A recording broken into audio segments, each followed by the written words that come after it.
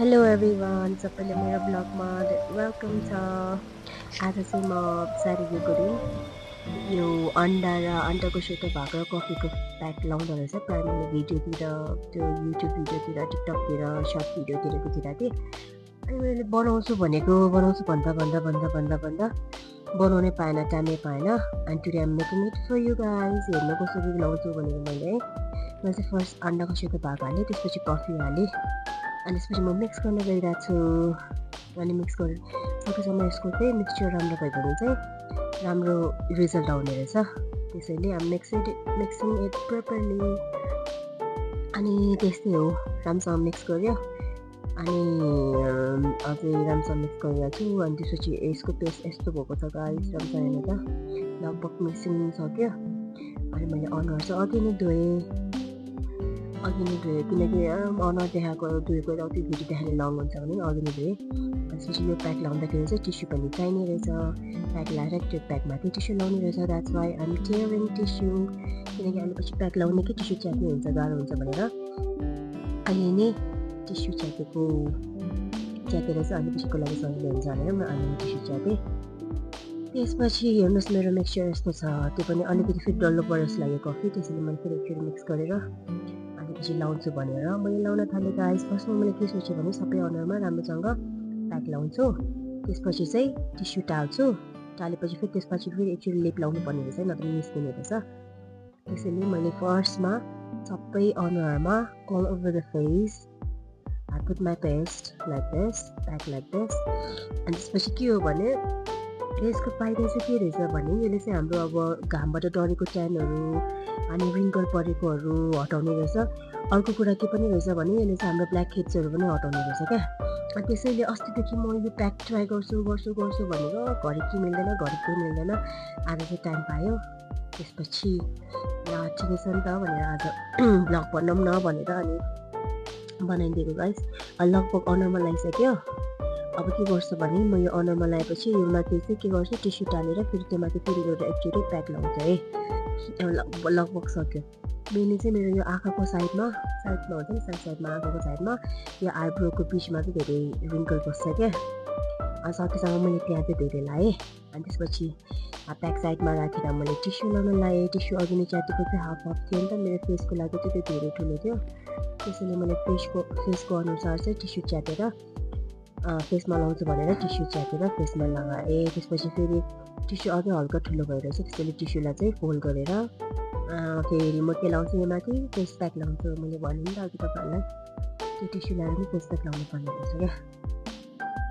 यस्तो भिडियोतिर हेर्दाखेरि चाहिँ कति सजिलो जस्तो फिल हुने, तर आफूले गर्दाखेरि चाहिँ कस्तो गाह्रो जस्तो हुने क्या। अनुहारमा त्यो अन्डाको र त्यो के अरे कफीको त्यो प्याक लगाएपछि कस्तो ताने जस्तो क्याक्राक्क भयो जस्तो समाते जस्तो फिल, कस्तो गाह्रो हुँदो रहेछ। अनि हेर्नु त म कस्तो स्ट्रेन्ज देखिरहेको छु। इट्स ओके, अब के पाउनलाई के गुमाउनु चाहिँ पऱ्यो होइन। अलिअलि दुःख त गर्नु पऱ्यो नि त, अलिकति फेस राम्रो हुन्छ भनेर। अब केटी मान्छे पऱ्यो, अलिअलि नकल त पार्नु पऱ्यो, जति दुख्यो नि है। त्यसरी मैले सबै all over my face I apply the marks like this. यसरी एप्लाई गरिरहेको छु।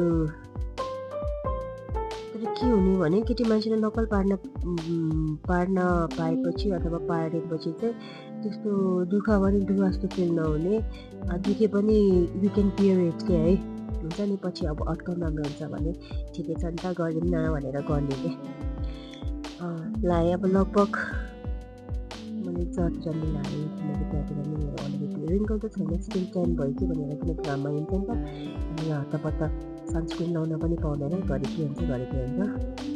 त्यसैले मैले लगाएँ। अनि नाकको छेउतिर नि हल्का ब्ल्याक छ, त्यहाँतिर नि मजाले लगाएँ। अझै त्यो नाकमा त म टिस्यु टाल्छु है, किनकि ब्ल्याक हेड मजाले जान्छ भनेर। अनि यस्तै छ गाइस, यसरी लगाइरहेछु लेप चाहिँ प्याक चाहिँ। अनुहार हेर्नु त कस्तो यो क्या मम्मिजहरू जस्तो देख्ने, मम्मीको फिल्मतिर यस्तो हुन्छ नि है, त्यो मम्मिजहरू जस्तो देख्ने।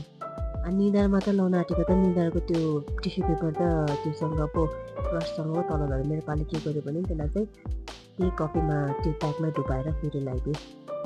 अब लगभग सकिन आँट्यो गाइस।